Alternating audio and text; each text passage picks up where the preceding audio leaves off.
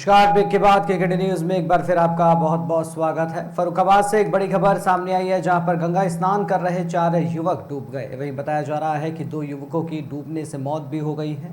दो युवकों को नाविकों ने गंगा से सकुशल बाहर निकाला। दोनों युवकों के शवों को निकालकर जिला अस्पताल लोहिया भेजा गया।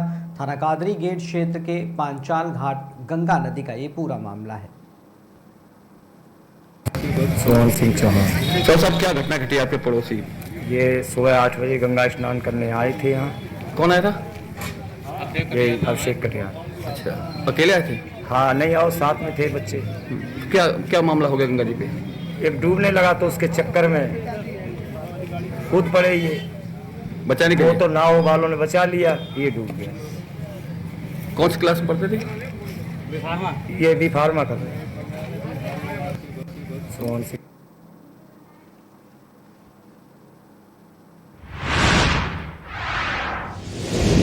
वहीं बारा में पुलिस मुठभेड़ के दौरान लूट की घटना को अंजाम देने वाला आरोपी गिरफ्तार किया गया। आरोपी ने पिता पुत्र व्यवसायी को अपना निशाना बनाया था। तमंचे से गोली मारकर पुत्र को घायल किया था। एसओजी और गिरवा पुलिस ने चेकिंग के दौरान कार्रवाई की। संदिग्ध अवस्था में आरोपियों ने भागने का प्रयास किया। पुलिस की जवाबी कार्रवाई में आरोपी बदमाश के पैर में गोली लगी। एक आरोपी भागने में सफल रहा। बांदा पुलिस अधीक्षक के निर्देशन में ये बड़ी कार्रवाई की गई। लूट के मामले में वांछित एक अभियुक्त को गिरफ्तार किया गया है। क्या है पूरा मामला? देखिए, आज दिनांक 12 मई को जनपद बांदा की गिरवा थाना क्षेत्र से मुखबिर द्वारा सूचना दी गई कि कुछ व्यक्ति संदिग्ध हालत में बाइक पे क्षेत्र में भ्रमणशील हैं। इस सूचना पर जनपदीय एसओजी व थाना स्थानीय की फोर्स को चेकिंग अभियान के लिए आदेशित किया गया। चेकिंग के दौरान जब 2 व्यक्ति बाइक पर संदिग्ध अवस्था में आ रहे थे, उनको रोकने का प्रयास किया गया तो उनके द्वारा पुलिस पार्टी पर फायर किया गया। इस दौरान जवाबी कार्रवाई में एक बदमाश के पैर में गोली लगी और दूसरा मौके से फरार होने में कामयाब रहा है। इसमें जब गहनता से पूछताछ की गई तो ज्ञात हुआ कि 12 अप्रैल को जनपद बांदा की गिरवा थाना क्षेत्र में एक लूट की घटना हुई थी, जिसमें एक व्यक्ति को गोली मार करके इनके द्वारा लूट कारित की गई थी। उस पूरी घटना में यही लोग सम्मिलित थे। इस अभियुक्त का नाम, इस बदमाश का नाम आमिर है और ये गिरवा थाना क्षेत्र का ही रहने वाला है। इसके विरुद्ध पूर्व में भी काफ़ी दर्जनों मुकदमे लूट व इत्यादि के दर्ज हैं। ये शातिर बदमाश है। इसमें टीमें गठित कर दी गई हैं। अन्य जो भी इसमें संलिप्त लोग थे उनकी गिरफ्तारी के लिए इसके पास से घटना में प्रयुक्त बाइक, कुछ नकदी और जेवरात बरामद हुए हैं। आगे की कार्रवाई की जा रही है। लूट के मामले में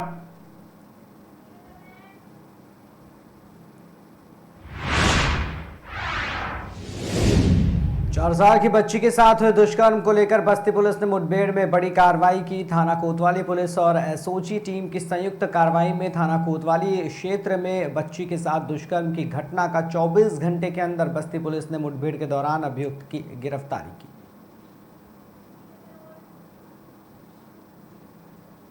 देखिए, कल एक घटना हुई थी थाना कोतवाली क्षेत्र में, जहां एक 5-6 साल की बच्ची एक है, उसके साथ इस सूचना पर कई टीमों को लगाया गया था कि तत्काल अभियुक्त की गिरफ्तारी सुनिश्चित हो। और उस क्रम में लगातार हम लोग की टीमें जो सीसीटीवी फुटेजेस के माध्यम से तथा अपने मुखबिरों के माध्यम से इस जो अभियुक्त के प्रकाश में आया था उसको पकड़ने के लिए लगी हुई थी। और आज जो है उसी क्रम में अभियुक्त को जब मुखबिर के द्वारा सूचना मिली हम लोगों को कि ये अभियुक्त यहाँ छिपा हुआ है, तो तत्काल पुलिस की टीमों ने उसे घेराबंदी करके पकड़ने का प्रयास किया। और जब उसने देखा कि वो घिर रहा है तो फिर उसने पुलिस पार्टी पर हमला किया और जवाबी कार्रवाई में पुलिस ने भी फायर किया, जिससे कि उसके पैर में गोली लगी है। तत्काल उसके बाद उसको मेडिकल उपचार के लिए अस्पताल भिजवा दिया गया है और फील्ड यूनिट समेत हम सभी लोगों ने यहाँ पर आके पूरे मौके का मुआयना किया है। उसने अभियुक्त ने पूरी घटना के बारे में भी बताया है और क्या उसका आपराधिक इतिहास वगैरह है उसके बारे में भी जानकारी की जा रही है। और हम सभी लोग इसको सुनिश्चित करेंगे कि प्रभावी पैरवी की जाए और जल्द से जल्द चार्जशीट लगा के इसकी प्रभावी पैरवी कर त्वरित रूप से तथा एक कठोर सजा इसको दिलाई जाए। तो क्या कुछ कारण पता चला है कि इस कारण से कोई दुश्मनी या कोई अप्रोच? ये नशे का आदी है और क्रिमिनल माइंडसेट का है और इसी वजह से इसने ये घटना की है। और आगे इस तरह की घटनाएं न हो और इस तरह के जो व्यक्ति हैं आपराधिक मानसिकता के, उन पर लगातार कुठाराघात होता रहे, इसको हम लोग सुनिश्चित। आरोपी की पहचान क्या हुई है? पहचान तो उसके हम लोगों को जो टीमें लगी थी फुटेज के माध्यम से, और उसको हम लोगों ने तस्दीक कराया था अपने मुखबिरों के माध्यम से, तो वो चीज़ें कंफर्म हो गई थी और उसके बाद से जो है जो उसकी सर्च है वो बहुत तेज हो गया था और उसी क्रम में आज ये गिरफ्तारी हुई। सर उसी समाज से वो व्यक्ति आता है क्या? हम्म? बास जो बास का काम करते हैं सब उसी समाज से व्यक्ति था? देखिए इस चीज़ के बारे में भी हम लोग जांच कर रहे हैं, क्योंकि जैसे ही मुठभेड़ हुई उसके बाद तुरंत हम लोगों ने उसको अस्पताल पहुंचाया, जो कि नियमानुसार होता है। उसके बाद जो ये सभी चीज़ें विवेचना के दौरान सामने आएंगी। फिलहाल तो यही है कि विदिन 24 आवर्स पुलिस ने बड़ी प्रोफेशनल ढंग से इसे गिरफ्तार किया। देखिए कल एक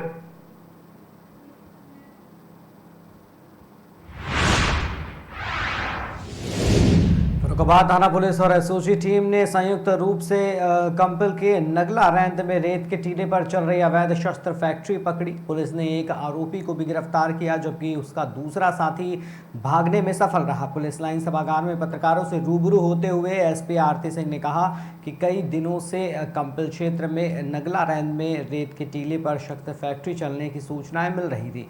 ये लोग रेत में छिपाकर हथियारों को रखते थे। घटना के खुलासे के लिए कंपल थाना पुलिस के साथ ही एसओजी टीम को भी लगाया गया था। आखिरकार पुलिस को सफलता हाथ लगी। ये लोग जगह बदल बदल कर हथियार बनाते थे।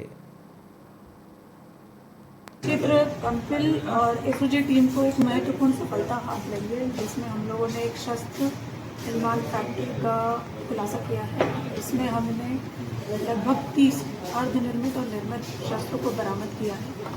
इसके विवरण अलग अलग हैं, जिसमें लगभग 24 निर्मित हैं शस्त्र, देसी तमंचा, रिवॉल्वर और राइफल अलग अलग बोर की है, और 6 अर्धनिर्मित हैं। इसमें जो मेन आरोपी है उसका नाम है अंतराम यादव, ये कासगंज का रहने वाला है, और इसमें से एक आरोपी है जो इसका कारीगर है, वो मौके से फरार हो गया, वो वांछित है। कासगंज से आकर कंपिल थाना क्षेत्र में काम करना है। देखिए ये जो इलाका है, बेसिकली जब भी पुलिस जाती थी तो ये लोग अपना जगह बदलते रहते हैं। ये गंगा का क्षेत्र है, तो जब भी पुलिस जाती थी तो कासगंज और फर्रुखाबाद और बदायूं, इन सब के बॉर्डर में अलग अलग ये लोग जगह चेंज करके ये सब काम करते थे, इसीलिए अब तक पुलिस की पकड़ से दूर थे। क्षेत्र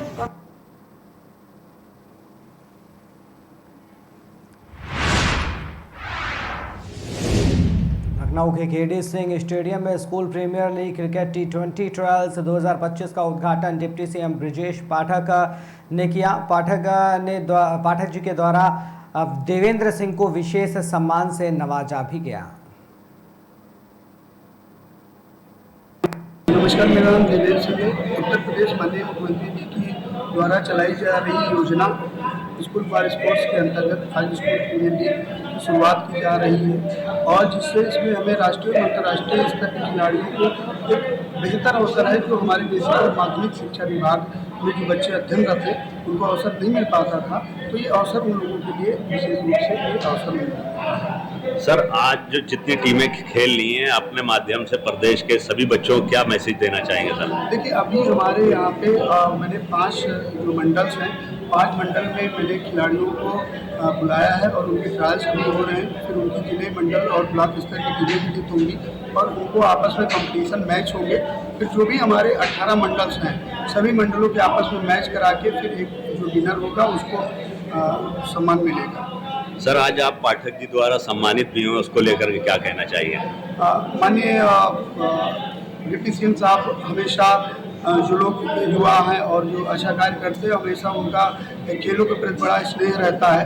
तो खेल से संबंधित जो भी कार्यक्रम होते हैं, माननीय जी का वहाँ पे रहता है शुभ आशीर्वाद। तो बस उनका आभार कि हमारे स्कूली बच्चों के इसके लिए। अपना परिचय पद बता दिया।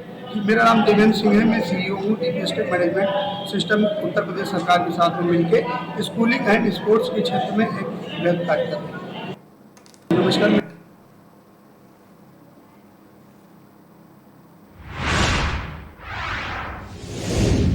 इंदिरानगर स्थित गौतम बुद्ध पार्क में सोमवार को बुद्ध पूर्णिमा पर कार्यक्रम हुआ। इस दौरान सामूहिक बुद्ध वंदना के साथ कार्यक्रम की शुरुआत हुई। बुद्ध का पंचशील का पाठ भी पढ़ाया गया। पार्षद मुकेश सिंह चौहान ने कहा कि बुद्ध के मार्ग पर चलकर ही समाज और देश में शांति लाई जा सकती है। कार्यक्रम में मौजूद लोगों ने बुद्ध के बताए गए मार्ग पर चलने की प्रेरणा ली। समिति के अध्यक्ष रामविलास सिंह यादव, महासचिव तीरथ रामचंद्र, सचिव राजीव शर्मा, कोषाध्यक्ष रामचरित निर्मल सहित अन्य लोग भी मौजूद रहे।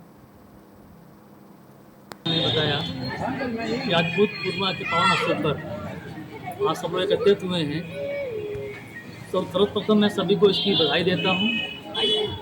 ये ऐसे भगवान बुद्ध के बारे में जितना जाना जाए उतना कम है। हम भले उनको भगवान कहते हैं, लेकिन उन्होंने कभी अपने आप को भगवान नहीं कहा। वो एक ज्ञान का मार्ग है। उनका भगवान बुद्ध का मतलब अर्थ ही वही है कि वो ज्ञान के देवी देवता है। उन्होंने जो 5 प्रतिज्ञा दी थी, पंचशील मंत्र दिया था, पाणातिपाता वेरमणि शिक्षा पद्म समाधि आदि, मैं प्राणी मात्र की हिंसा से व्रत रखने की प्रतिज्ञा करता हूँ।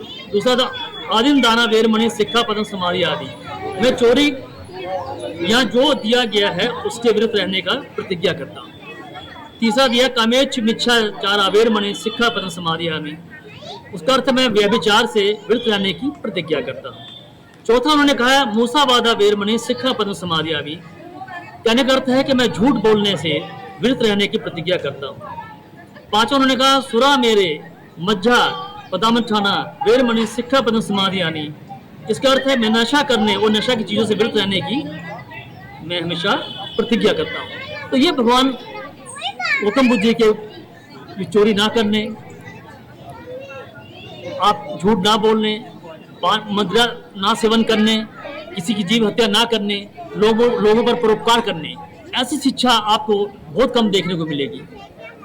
सभी देवता वही करते हैं। मैं पुनः आप सबको इस बुद्ध पूर्णिमा के अवसर पर सभी बधाई देता हूं, और आप लोगों को मेन जो हमारे मीडिया बंधु हैं उनको भी मैं धन्यवाद देता हूं कि आप आए हमारे कार्यक्रम में। और ये भगवान बुद्ध की बुद्ध पूर्णिमा की जयंती हर साल बहुत ही धूमधाम से मनाई जाती है। और मैं रामविलास सिंह यादव, समिति इंदिरानगर विकास सुधार समिति का अध्यक्ष। और भगवान बुद्ध के विषय में कुछ भी बोलने का मतलब कि सूरज को दीपक दिखाने के बराबर है। पूरे विश्व में जो कुछ भी विचार आचार चल रहा है, जिसके दम पर पूरा विश्व चल रहा है, जो कुछ एकदम सभ्यता के बल पर चल रहा है, भगवान बुद्ध की ही देन है। भगवान बुद्ध का ही आचरण, चाहे हम हिंदुस्तान के लोग हों या विश्व में, हर कोई भगवान बुद्ध के विचारों के दम पर ही चल रहा है। तो आज के पर्व को मैं सिर्फ यही कहूँगा कि भगवान बुद्ध जयंती की आज बहुत बहुत बधाई, बहुत बहुत शुभकामनाएं। और ऐसी ताकत, ऐसी आशीर्वाद दें कि पूरा विश्व का कल्याण, ये दुनिया भर की जो चीज़ें आज हो रही हैं, कभी न हो, चाहे लड़ाई हो चाहे युद्ध हो, और भगवान बुद्ध का विचार अगर लोग प्रेरित हैं, वो पढ़ते हैं, समझते हैं, कोई भी देश तो शायद कभी भी किसी युद्ध या वार में फंसने की कोशिश नहीं करेगा। तो आज के दिन में बस मैं ये कहूँगा कि बहुत बहुत बधाई, बहुत बताया